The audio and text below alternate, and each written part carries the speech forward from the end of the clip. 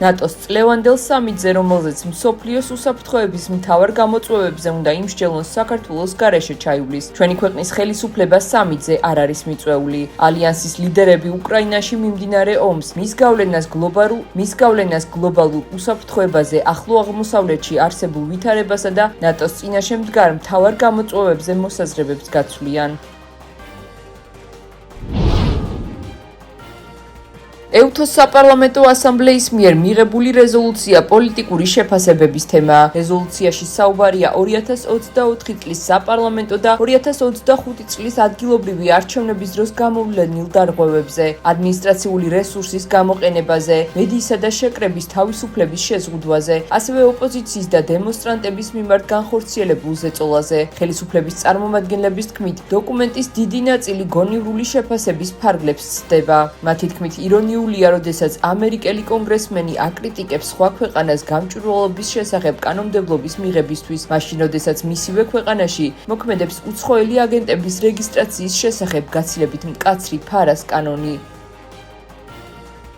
ჯო ვილსონზე მეტ კომენტარს აღარ გავაკეთებ, იმიტომ რომ ეს არის არასერიოზული ადამიანი, თუმცა მას შეუძლია ბევრი ცუდი რამე გაუკეთოს საქართველოს, მაგრამ ამდენი წელია ცდილობს და არ გამოსდის. EUTHOS პირველად თქვა, რომ განმეორებები იყო. შენიშვნები ჰქონდათ, რა თქმა უნდა, მაგრამ ამაზე უარი შენიშვნებს გაჩვენებთ ამერიკის პრეზიდენტის არჩევნებთან დაკავშირებული და სხვა. მაგრამ რაც თავარია ითქვა, რომ ეს იყო კონკურენტულიანი არჩევნები და არჩევნები ჩატარებულად ითვლება. 2 წელიწად დახევრის შემდეგ თურმე ეხლა გავუნათდათ გონება, რომ თურმე რაღაც გაყალბებები ყოფილა. ეს აქედანაც ჩანს, რომ ეს არის იაფფასიანი ყალბ ნარატივებზე დაფუძნებული რეზოლუცია. ევროპა არ არის მხოლოდ ევრობიუროკრატიაზე ან რაღაცა ამ რადიკალურ ლიბერალურ ძალებზე დამოკიდებული, ესე იგი გაერთიანება. იქ სხვა ხალხიც არის. მიუხედავად იმისა, რომ შეიძლება იმ წუთში შენი აზრი ვერ გავიდეს, ის სხვა ადამიანებსაც შენი პოზიცია უნდა გააგებინონ და შენი ხმა უნდა გააგებინონ. ამიტომ აბსოლუტურად სწორია, რომ მახაჩვენმა ბოლომდე უნდა თავისი სიმართლე გაიტანოს იქ, სადაც გასატანია.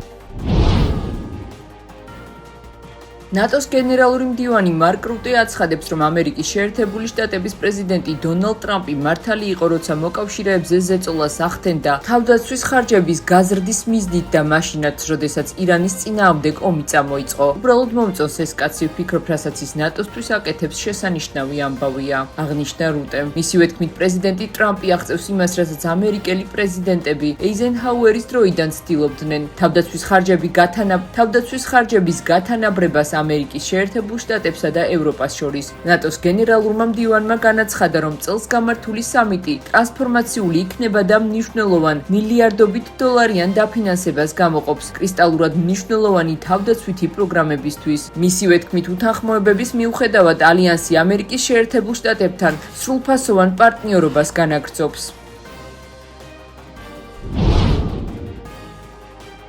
ნატოს განცხადებები, რომ ისინი რუსეთთან ომში არ არიან ტყუილია, ამის შესახებ რუსეთის საგარეო საქმეთა მინისტრმა სერგეი ლავროვმა განაცხადა. როგორც ლავროვმა აღნიშნა, ევროპელი და ამერიკელი სამხედრო პერსონალის პირდაპირი მონაწილეობით კიევს მიეწოდება იარაღი, დაზვერვა და თანამგზავრული დახმარება, ასევე მონაცემები, რომლებიც აუცილებელია რუსეთის მოქალაქეებისა და სამოქალაქო ობიექტების წინააღმდეგ სასიკვდილო იარაღის დამიზნებისა და პროგრამირებისთვის. ლავროვის თქმით, ნატოს სწრაფვა მილიტარიზაციის ერთ დღეს ამ ბრძოლაში დამარცხებით დასრულდება.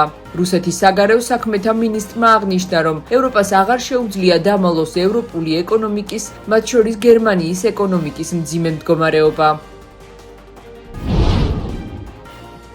დღეს იოანე ნათლისმცემლის დაბადების დღეა. დღესასწაულთან დაკავშირებით სენაკის იოანე ნათლისმცემლის სახელობის ტაძარში საზეიმო წირვა აღავლინა პატრიარქმა. ღვთისმსახურებაში სხვადასხვა ეპარქიის მეუფეებიც მონაწილეობდნენ. პატრიარქის რანგში შიო მესამემ ამ ეპარქიაში პირველი წირვა ჩაატარა. მრევლი, რომელმაც ტაძარში შესვლა ვერ მოახერხა, ტაძრის ეზოში დამონტაჟებული ეკრანიდან ადევნებდა თვალს.